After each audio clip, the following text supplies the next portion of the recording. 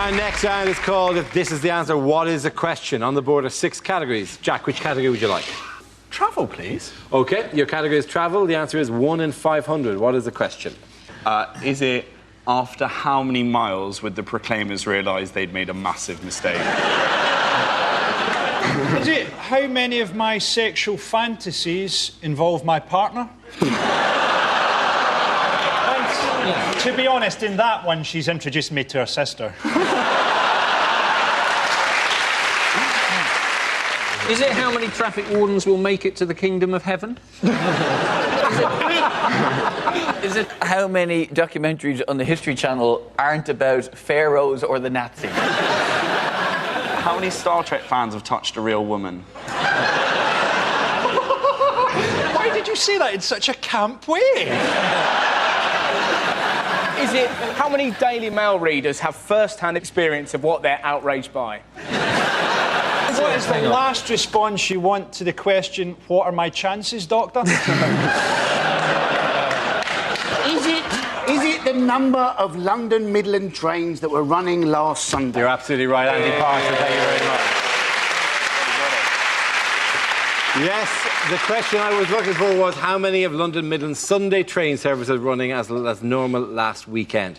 Thousands of people were forced to cancel travel plans or put up or replace them buses after London Midland cancelled all but one of its 500 services. Are there 500 trains going to Birmingham on a Sunday? Not. All over the Midlands. They wasn't. I mean, that would be like, I'm sorry you've missed that train, but there's another one along in 8.6 seconds. Why would anybody be going to Birmingham on a Sunday? Who's going? Grief counsellors? They've got no trains running, but they do have replacement buses. And, we'll just get them to drive the train. Because surely a bus is a bit harder. You've got to steer. The train is just forward, stop, forward, stop. It can't be... Have you ever seen a more depressed sight than when you see a train driver come into a tube station? They're not happy people, are they? Just seem like that... lights... Don't make the darkness appear again.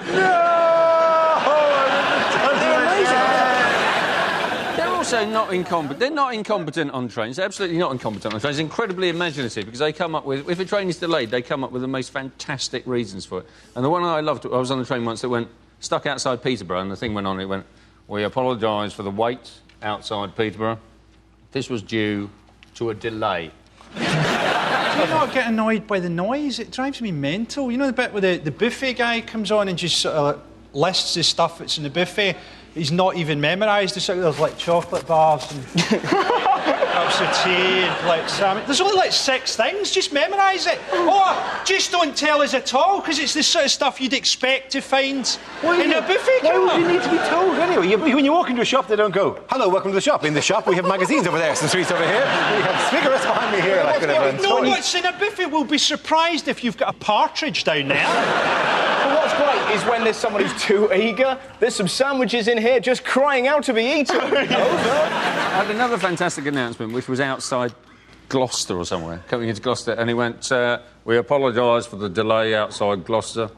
This is due to chronic underinvestment in the rail industry." And another news, who is the real power broker? Who's the kingmaker in parking in this country? Is it NCP? No, it's not NCP. Who the one single individual who wields more power over parking in this country than anyone else? Boris Johnson. No. It is, according to Parking Review, it's Hugh Dennis. Yeah. That's right. This magazine, which was sent to me anonymously, Parking Review, features 10 separate photographs of Hugh Dennis on its pages at the moment. Yeah, I did the National Parking Awards. Who wins a National Parking Award? They did Best Multi-Story. That was in there. Have you not done the National Parking Awards? I've not done the National Parking Awards, and I didn't know that this was a bonus of it. I'm going to seek out the National Parking Awards. So, sorry, when you say parking, do you mean, like, in a car, reversing into a slot? Yeah, is that your talk? Right, OK. Yeah.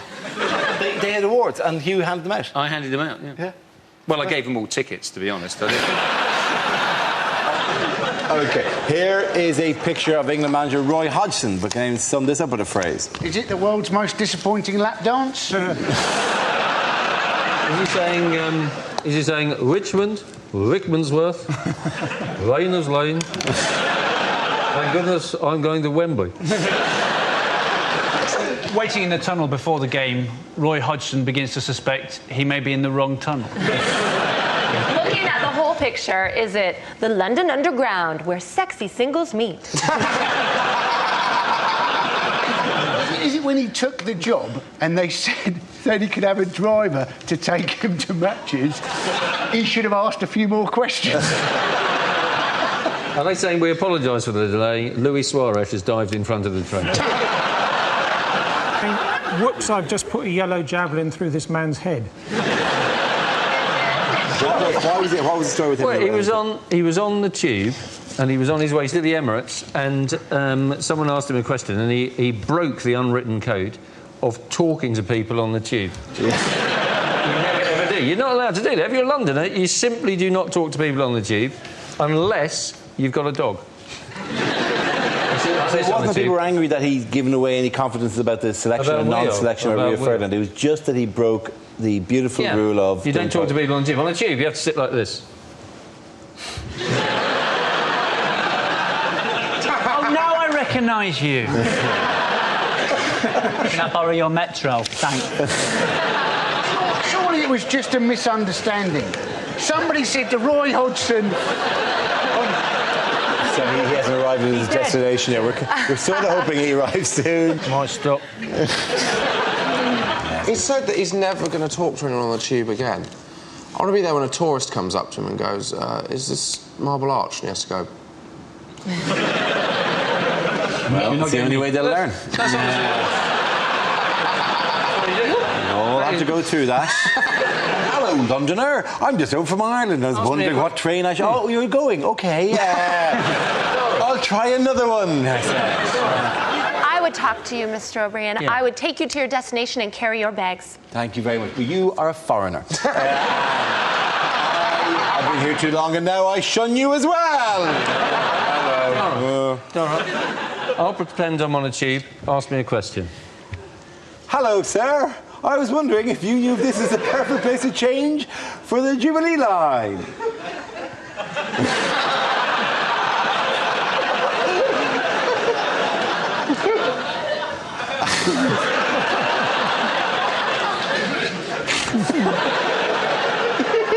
Excuse me, I was wondering if this is the right place for... I want to get to Buckingham Palace. It's shameful. This man is a pioneer, the first man ever to speak on the tube. And your people, instead of lifting him up, you punish him by making him coach your football team. The first subject is transport. Who wants to come in on that? Miles. Yes, transport, public transport. Why is public transport so horrendous? Well, the clue is in the question, isn't it? It's the public. You're horrific. I don't take public transport terribly often, but sometimes I do it for a dare. Some friends and I once had a competition to see who could stay for the longest on a night bus without vomiting. Although, once I got on the bus, it was quite clear that all the other passengers were involved in a similar competition. None of them were doing terribly well. My seat had a sign next to it saying, "This seat is particularly appreciated by the elderly and infirm." Yeah, certainly smelt like it. Now, what a journey. Every time somebody pressed the stop button, it pinged. The oik sitting next to me stood up because he thought his McCain's microwavable chips were ready.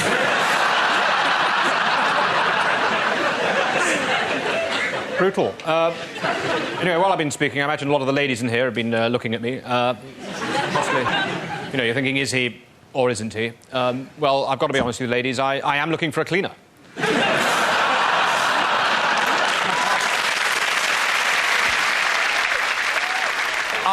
On the travel front, what caused this particular disaster in New Zealand? Was it elves? It wasn't elves. Sneezing? It wasn't. It's a derailed lorry. It's a milk tanker. Ploughed through two buildings, the first two buildings there. And why did it crash? Was it looking for a cow? It wasn't. That's not the way they work. The milk tankers don't track cows across fields.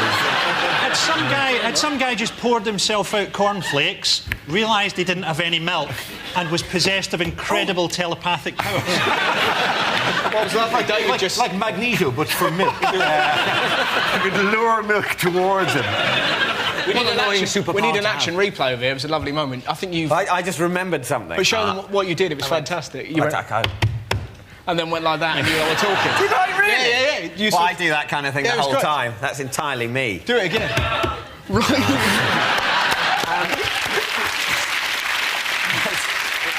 I'm very much... It's quite cool, but this better be good. My self-image is not the sort of person who does that, and I'm very glad. I'm glad that I'm doing it in an involuntary way rather than affecting to do it. Yes. At the end of it, just go Shazam. You don't think that's taking it too far? I think you can do it. Well, next time. Here we go. No, I'd remembered why he crashed. Why did he crash? Because... Why did they crash the truck? Start again. The milk guy, choked on a lolly. He did choke on a lolly. And he reckons...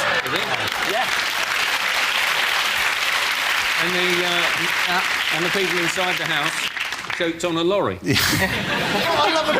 What I love about this photo is, like, 30 seconds before that happened, there were 3 houses and a bloke in a caravan who was feeling a bit shit because everybody else had a house. Now the bloke in the caravan's going, yes! I've got a caravan and a lifetime supply of milk. He choked on a boiled sweet, which in that part of the world they call sweets lollies. Crazy, funny. Oh, that's nowhere near as funny as a boiled. There was nobody in the first house. There was nobody in the second house. But in the third house, there was a man who was sitting. He was sitting in his chair, and do you know why he was there?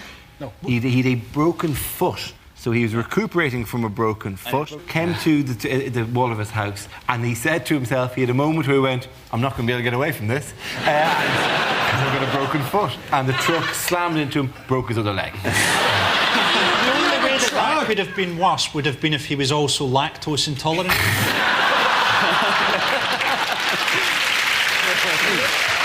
Our next round is called Newsreel. We play in a recent piece of footage featuring people in the news and ask you to suggest what might be being said. This week's clip features the Prince of Wales. Good God, it's Margaret Beckett, isn't it? From the First Labour government. Do you know, I'm beginning to wonder how recent this footage actually is. A train in a box. That's odd. Mummy normally gives me a Twix and a lump of organic cheese. Still, never mind. Stick that on eBay.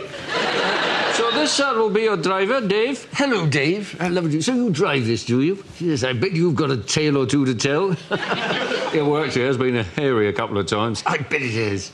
Yes. Do you know, I quite fancy doing your job. Yes, and I quite fancy doing your job.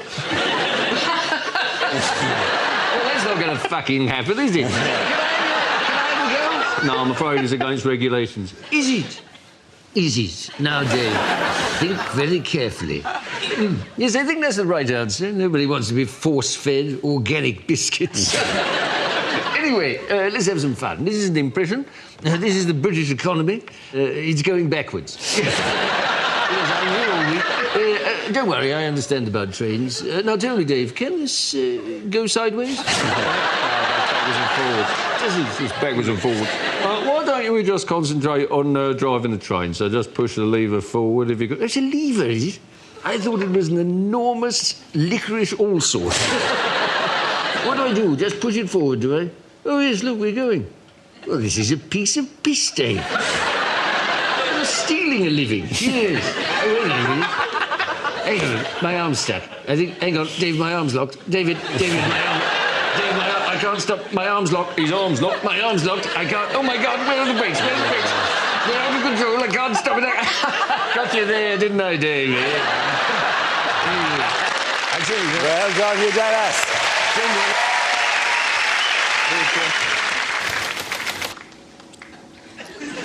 Transport is the topic.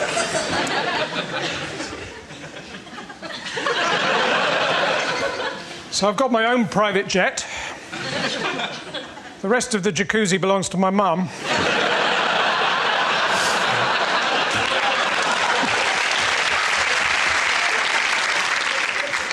If you've got a sat-nav, don't put the name of the company you're visiting into it. I tried to take some mayonnaise back the other day. I ended up in Helmand Province.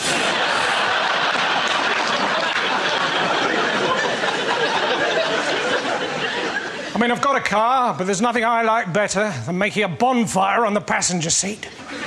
Driving up and down, opening and shutting the electric sunroof and pretending to be a steam train. My uncle, he was a taxi driver, but then one day he left home without any indication.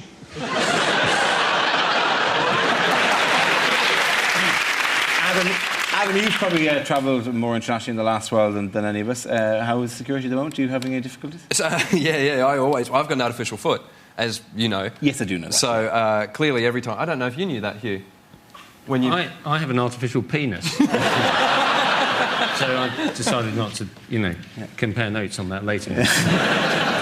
And it does have metal bits on the side. So going through airport metal detectors is just brilliant. Really? I went through Heathrow Airport 3 days after September 11, and reaction to the foot was great, because I walked through and, of course, everything's gone off, and beep, beep, beep, they're right over here, put your arms out, and they patted me down. And they got to that moment where they kind of knocked on the foot, and there was a wooden sound. And the guy just kind of looked at me and just went, right, what's going on down there? In all innocence, I just went, oh, it's an artificial foot. And he just went, oh, geez, go through, mate. No, just go through. No, that's all right. And I was kind of thinking, well, check, there could be a knife. No, just go, mate. I don't care if the plane goes down. I don't want to offend a spastic. Just go, for God's sake. But when you're going to one of the ones in which you have to take off, when there's a bit of a rigmarole anyway, and people are sullen, they spend the entire day looking at people sullenly going past, going, well, here's my belt, and here's my shoe, and then you could just go, and I'll see your belt, and I'll see your shoe, and here's the leg. Did you just take your shoe off? Or did you just take the whole thing off? No, the shoe comes off first, and then I put it on. I usually use it to... You made that sound actually kind of sexy. The shoe comes off. And then, if needs be, the Velcro. Yeah. Velcro? Yeah, it's held on by Velcro. Is that Velcro straight onto the hair of your leg, or is it... two other bits of Velcro? That would be ridiculous. It's Those really cutbacks in the health service are really kicking in, aren't they? What was you expecting, a dovetail joint? Yeah, well, ideally, or some sort of modern prosthetic, masking tape, maybe. Yeah. How'd you get toes that did all the different functions of a Swiss Army knife? I do have toes on it. Huh? I do, yeah. I think the question everyone wants is, get your foot out, Adam.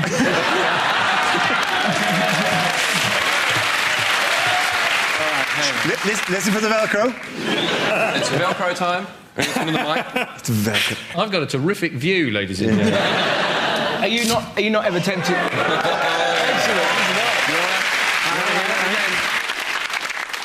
Have you ever thought of just going "arr" when you take it off?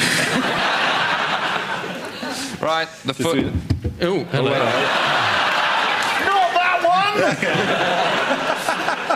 He's removed the wrong foot. That'd be NHS, wouldn't it? Right there. That was actually Hugh's Wasn't penis. his foot, mate. Oh.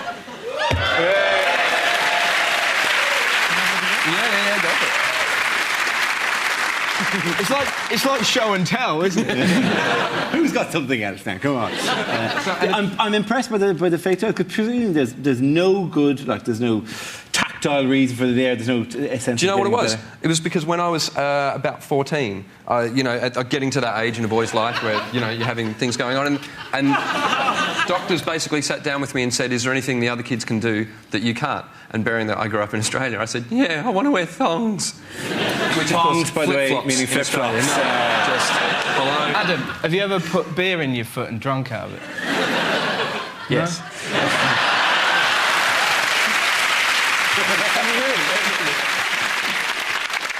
What they did, the reason there are toes there is because when I said I want to wear flip-flops, they made me one that had a gap there so that I could put flip-flops in there. But it didn't work because whenever you walk in flip-flops, as you walk, you grip with your toes to hold the flip-flop on. So you used to go ding, and firing them off in every direction? So my mum then put Velcro on a flip-flop. If it wasn't for Velcro. We don't take enough time to thank Velcro for its for wonderful work.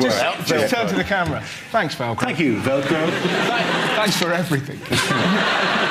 Keeping us together.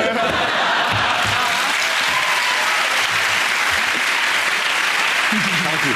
And thank you, Adam, for what could have descended into freak show territory, but you held it together with an enormous amount of dignity as we basically said, show us the weird thing! Show us the weird thing now! Who wants to see... Let us see the unusual limb that we remember. Who wants to see my artificial penis? Is that the one you had made so that you could wear a thong? Next subject is travel. Away you go. This week, Ryanair, the Irish airline, decided that they were going to carry out their policy and do away completely with check-in desks. Now, I've got many ambitions in life. My main one, though, is to be the barman in the bar where Michael O'Leary from Ryanair goes for a pint on a Friday night, so I can stand there and go, "Hello, Michael. How's the crack? What are you after? A pint of lager? Certainly. 49 pence. Yes, I know that appears cheap. The glass is going to cost you £2. Will you be wanting a head on it, Michael? What made you think it'd be $3.49? Did you not book your pint online? Thank you. I actually preferred it at the halfway stage with the self-check-in desk, which is bizarre. I remember the first time that happened to me, standing there in front of an empty check-in desk at the airport, asking myself if I've packed this bag myself. I'm a comedian, I went, might have done. I'm not having that kind of behaviour. I called security. I demanded a strip search, ladies and gentlemen, and it was a cracking start to the weekend, I'll tell you. The good news is my prostate's in good shape, and we found a bottle of Bacardi from a previous trip. Good. That's right. In terms of travel, by the way, on the roads, what flaw has been exposed this week in speed cameras? It's really great if you change lanes between two average speed cameras. If you swap lanes, then they can't detect you. And the manufacturer said you can do this, but we wouldn't recommend it. It's exactly like when you're at the swimming pool. They go, no bombing. He's turned. Boom. So if you drive like Richard Hammond and violent swerve, you're perfectly all right. You'll get away with it. I think that should be the anti-speeding advert. It should be footage of Richard Hammond trying to remember his own wedding day.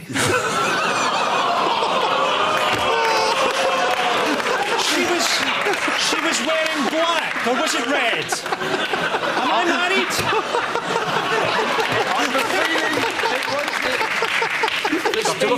This morning. We're not even like an oblique reference to him, let alone. There's a line in the sand, right? And you can't even see the line in the sand. You're actually out of sand into tropical tundra regions. The sand is so bad. Do you think that? What is wrong with speed cameras? What's wrong with speed cameras? No. I'm taking a second just to enjoy that particular joke.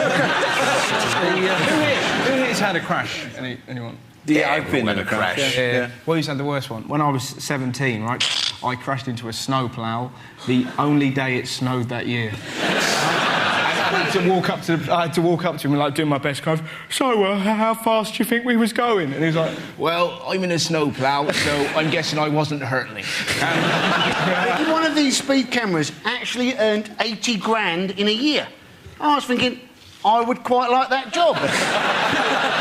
I would quite happily stand there with a flash gun in a hedge, painted fluorescent yellow, for 80 grand a year.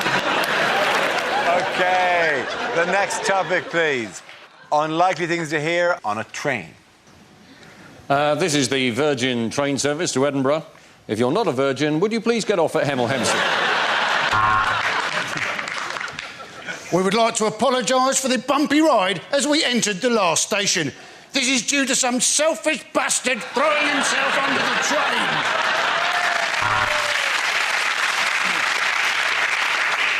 We are now arriving in Sheffield. Could all passengers in first class please pull back your window blinds and take a look at the real world?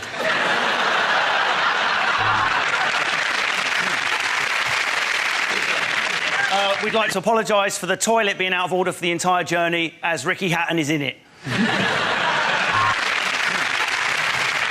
Due to staff shortages, I am unable to finish this announcement.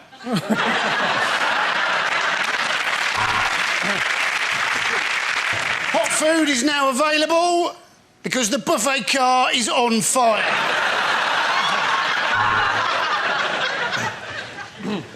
We have now arrived into Birmingham New Street. We are pleased to inform any passengers wishing to change for Wolverhampton that there's a JD Sports opposite the station.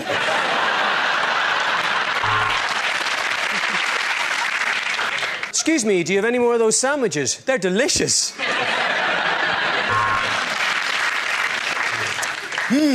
I wonder whether I should take my personal belongings with me when I leave this train. If only there was an announcement that could possibly help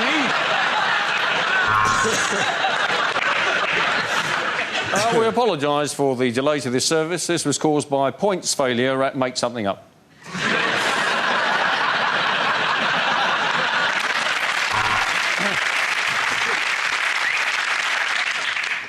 Hello.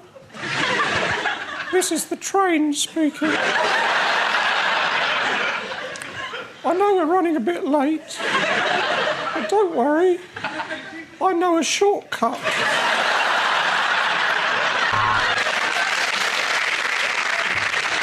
Could the passenger causing a disturbance in the quiet coach please settle down and stop shouting about your heart medicine?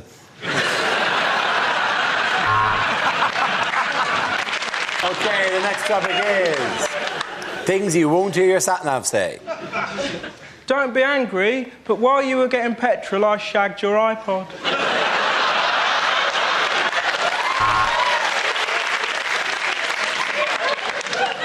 Are we there yet? Are we there yet? Are we there yet? In 300 miles, you will realise this gimmicky voice was a terrible mistake. At the next set of traffic lights, a cyclist is going to pull up next to you and give you a really dirty look like he's better than you. When the light turns green, let's see how good his balance is. Turn right at the next junction for a bloody good dogging site. I'll tell you what, darling, how about you get out of the car and let your husband park?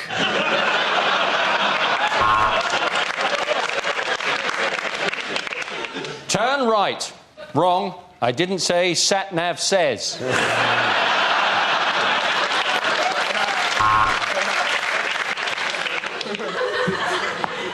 Welcome to Joburg. Lock the doors, put on your bulletproof vest, and don't leave me here. If you go away and leave me here, I won't be here when you come back.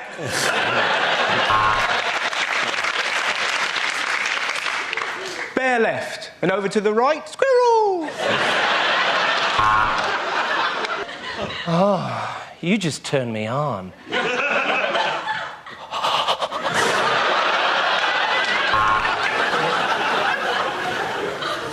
Hold on, I've got the map upside down.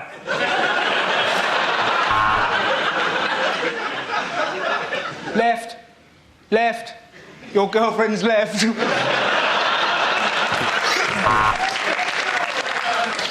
Next dinner party, you drink and I'll drive.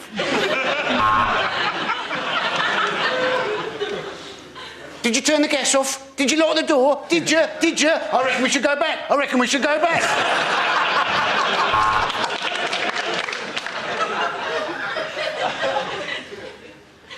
Where the fuck are we?